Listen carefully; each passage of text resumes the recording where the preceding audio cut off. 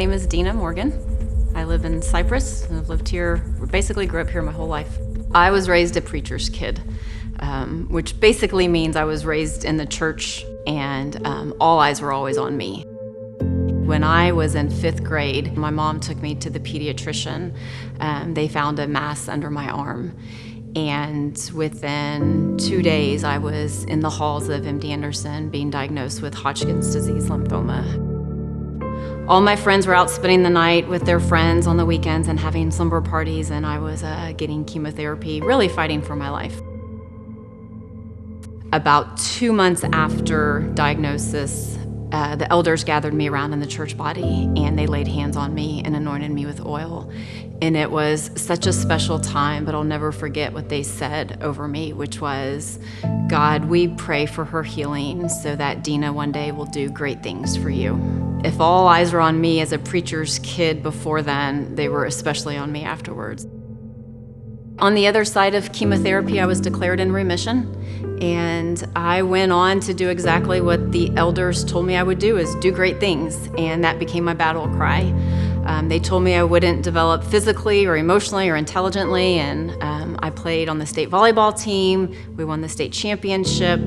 I got a degree in applied mathematics with the full academic scholarship. Once I graduated from Texas A&M, I propelled to the top of energy very quickly. I got married and had 2 amazing boys, and that marriage fell apart, and I was still determined to continue to do great things, and I did. But it never really led me where I needed to go. It got to the point where most weeks it was, Mom, where are you traveling to? And who are we staying with? And who's gonna pick me up? And I remember one year and one night, I fell apart. The boys were just wearing their backpacks. They were just little vagabonds, did not settle in well. They were between my house, their dad's house, my parents' house, and they needed me. God saved my life from cancer, and therefore I felt like I had to make sure my life was great and perfect so that no one would question whether I should have lived or not from my cancer. If I'm the ruler of my own life, I'll never be happy. There'll never be enough where I look back and say I've done enough, because there's still more that I have to accomplish, and there's still more things that I have to do. And if I'm not doing great things and people aren't telling me that I'm doing great things, then was my life worth really saving after all?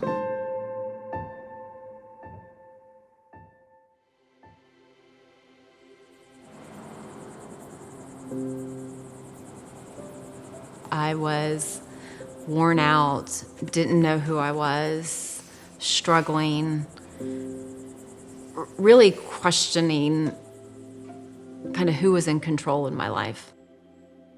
It was about a year ago, and I walked away from corporate America and said, I'm gonna retire.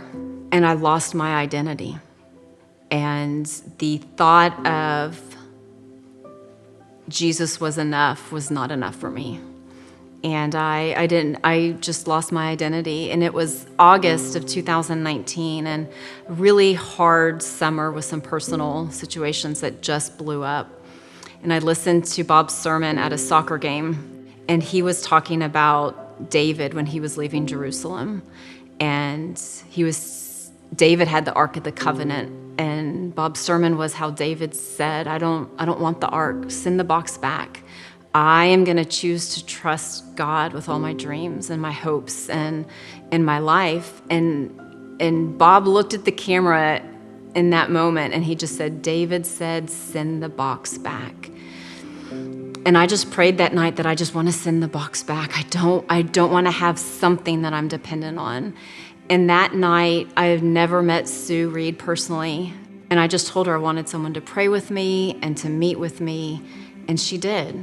And her whole challenge to me was, you've got to find identity in just being a child of the Lord. And she really journeyed with me and prayed with me and helped me to find my identity in just being me. I didn't have to perform. I didn't have to be identity in corporate America or philanthropic or a soccer mom or anything else. I could just be Deena. And this past February, I went to Israel with my mom and dad, and I got to walk in the steps where Jesus was. And there was one afternoon that we took a worship boat tour over the Sea of Galilee. And the men on that boat were all from the States. They were all touring the Holy Lands as well. And we all raised our hands and just sang Amazing Grace.